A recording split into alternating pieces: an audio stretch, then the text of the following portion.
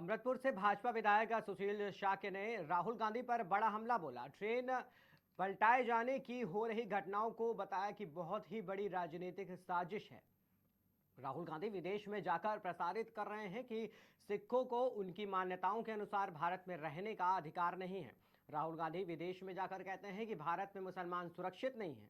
राहुल गांधी इस देश के लोगों को भड़का करके जिस प्रकार से बांग्लादेश की घटना हुई है उसी प्रकार से यहां पर भी विद्रोह हो जाए और सरकार पलट जाए और प्रधानमंत्री बन जाए, ये सपने विरोधी दल के लोग देख रहे हैं। जो विरोधी विदेशी शक्तियां भारत प्रगति नहीं देखना चाहती, जो भारत के विरुद्ध है और जो भारत को नीचा दिखाना चाहते हैं, उन विदेशी शक्तियों के माध्यम से रेल को पलटने का काम, समाज को भड़काने का काम विरोधी दल कर रहे हैं।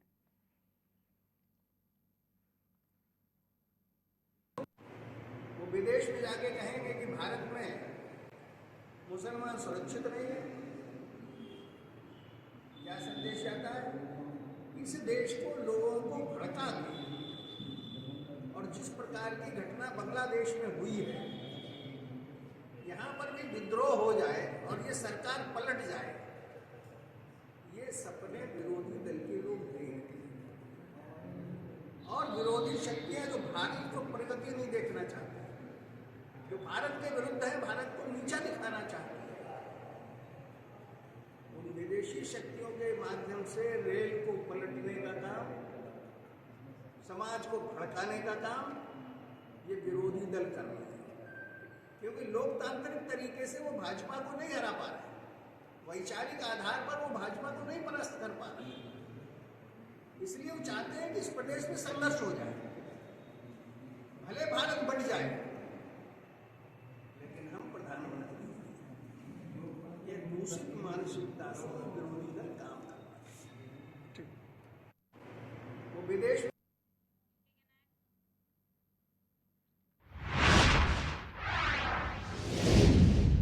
कन्नौज से है, जहां घटिया सड़क निर्माण की शिकायत पर समाज कल्याण मंत्री असीम अरुण ने घटिया मटेरियल लगाकर बनाई जा रही सड़क का निरीक्षण किया। आपको बता दें, बुधवार को कन्नौज दौरे पर मंत्री जी पहुंचे थे। घटिया मटेरियल लगाकर बनाई जा रही सड़क का निर्माण जब स्थानीय लोगों ने विरोध किया तो ठेकेदार ने धमकी दी। सूचना पर पहुंचे मंत्री असीम अरुण ने निरीक्षण कर जांच के आदेश दिए हैं।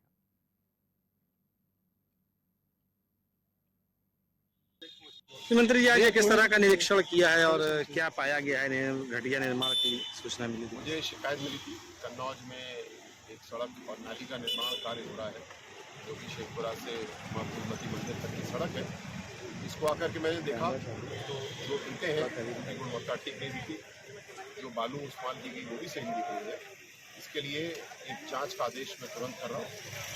जब तक ये जाँच पूरी नहीं होती तब तक इसका पेमेंट नहीं किया जाएगा और जिसमें भी गड़बड़ी अगर की है तो उनके खिलाफ कार्रवाई होगी। जो जनता का पैसा, टैक्स का पैसा लग रहा है, पूरी ईमानदारी के साथ लगेगा, किसी को भी एक पैसे की गड़बड़ी करने का मौका नहीं देगा। सर, इस मुख्यमंत्री जी आज किस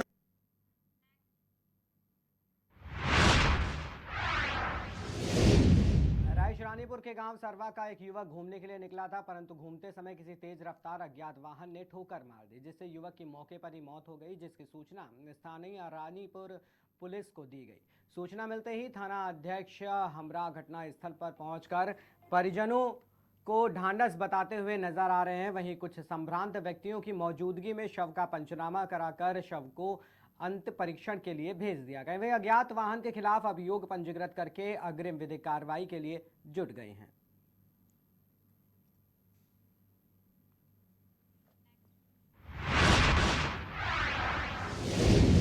लखनऊ से एक बड़ी खबर सामने आई है, जहां लाटूस रोड पर एक बिल्डिंग में भीषण आग लग गई। बता दें, बिल्डिंग के तीसरे फ्लोर पर आग लगी। बिल्डिंग में मौजूद सभी लोग बाहर निकाले गए। फायर ब्रिगेड की कई टीमें आग बुझाने में जुट गई हैं।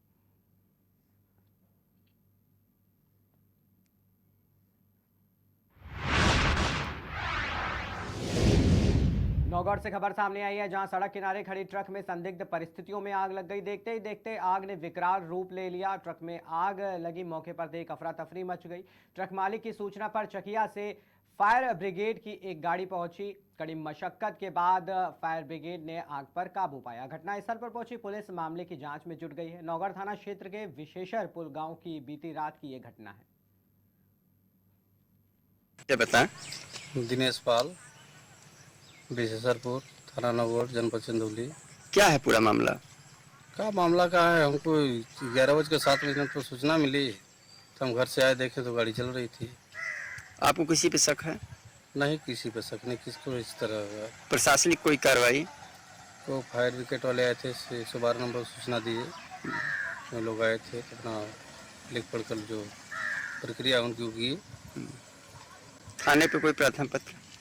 कोई प्रार्थना पत्र नहीं है। क्या बताएं? दिनेश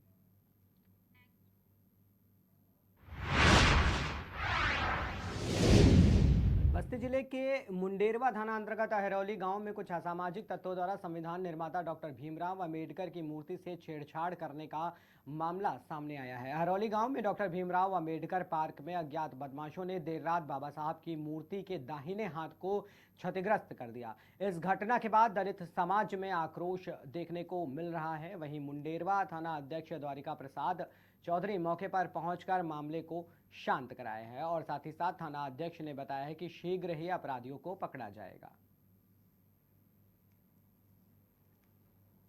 कटी ब्लॉक के अहरौली के ग्राम सभा में बाबा साहब की मूर्ति को खंडित किया गया है। उसी को सुन करके हमारे तमाम साथी जिले से चल करके यहाँ पहुँचे हैं और यहाँ की स्थिति अभी जस्ट हम लोग पहुँचे हैं, ये देख रहे हैं। समिति के जो अध्यक्ष हैं उनसे मिलेंगे और उनसे राय लिया जाएगा कि वो किस बिंदु पे कार्य करवाना चाहते हैं। प्रशासन के लोग एसएचओ साहब अभी मिले हैं हमसे, उन्होंने कहा अध्यक्ष जी संयम बनाइए, हम नई मूर्ति ला करके बैठाएंगे, लेकिन हम इस समिति के अध्यक्ष से भी मिलेंगे और उनकी सहमति लेंगे कि वो चाहते क्या है, उसी बिंदु पे आगे कार्रवाई किया जाए। चाहते क्या है आप लोग? बिल्कुल हम चाहते हैं जो इतना गलत कार्य कर रहा है उन्हें दंडित किया जाए ताकि पुनरावृत्ति ना हो, क्योंकि यहाँ आने के बाद में ये सुना गया कि इसके पहले भी 2-3 मरतबा ऐसा किया जा चुका है। ये बहुत गंभीर विषय है। क्या परिचय है आपका?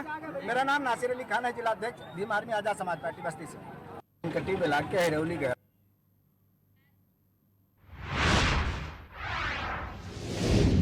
थाना अनपरा क्षेत्र अंतर्गत एक निर्मल हत्या की वारदात सामने आई है, जहां थाना क्षेत्र के बैरपन में संगीता यादव 30 वर्षीय की उसके ही पाटीदार द्वारा आरोपी करोड़पति यादव ने कुल्हाड़ी से गले पर कई बार वार कर हत्या घटना को अंजाम दे डाला। इतना ही नहीं, हत्या की वारदात को अंजाम देने के बाद आरोपी ने खुद ही उसी कुल्हाड़ी से अपनी जान लेने का प्रयास भी किया। हत्या की वारदात सामने आने के बाद तुरंत पुलिस जो है वो घटनास्थल पर पहुंच गई और हत्या के आरोपी को गिरफ्तार किया। ये थाना अनपरा के अंतर्गत जो ग्राम बेरपान है, आज वहां पर पीआरवी को एक सूचना प्राप्त हुई थी करीब 4 बजे करीब। ये संगीता देवी वाइफ और रविशंकर, जिनकी उम्र करीब 30 वर्ष है, उन्हीं के पारिवारिक जो जेठ लगते हैं करोड़पति यादव, उम्र 38, उनके द्वारा कुल्हाड़ी से वार कर उनकी हत्या कर दी गई है। मौके पर जाकर जो डेड बॉडी है उसको कब्जे में लिया गया है और जो पीएम उसका करवाने के लिए हॉस्पिटल भेजा गया है। साथ ही साथ जो अभियुक्त था उसको भी हिरासत में लेकर उससे पूछताछ की जा रही है कि इसका वास्तविक कारण क्या है और जो आगे की वैधानिक कार्रवाई है और पीएम की कार्रवाई है उसके लिए अग्रिम वैधानिक कार्रवाई की जा रही है। दृष्टिया क्या कारण है, कुछ पता चला अभी तक? क्योंकि ये पारिवारिक है और विवाद अगर पीछे का जो था वो अभी तक ऐसा कोई विवाद सामने नहीं आया है, लेकिन हो सकता है कि कोई सडन इंस्टिगेट कुछ रहा हो, जिसके संबंध में भी जब हम इन्वेस्टिगेट करेंगे, इंटरोगेट करेंगे, उससे बात पता चलेगी और उसके आधार पे जो भी कारण सामने आएगा उसके संबंध में आपको अवगत कराया जाएगा। ये था।